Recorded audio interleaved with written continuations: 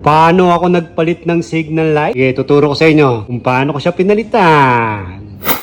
Kailangan natin alisin yung tornilyo. 4 yun.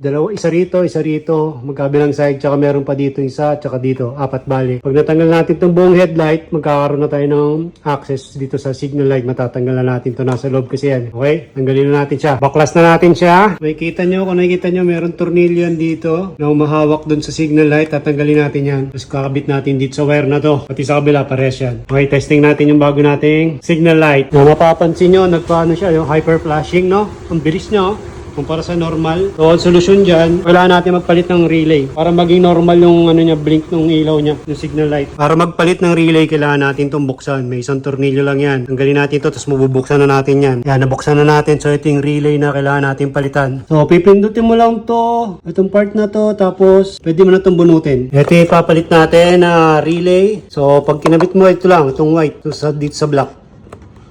Yan, okay na yan. Kaya ito yung pinili ko na relay para pwede mo pa rin siya ipasok dito. So, hindi siya nakakalat, di ba? Ayan, fit na fit pa rin. Okay na yan. Kaya, nasarado na natin. Wala nang loob. Testing na ulit natin ngayon kung nag-hyper flashing pa rin. On natin.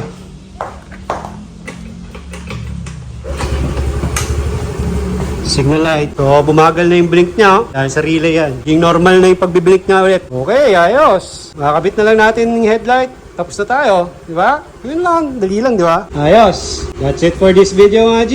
Kita-kits na lang sa kalsada.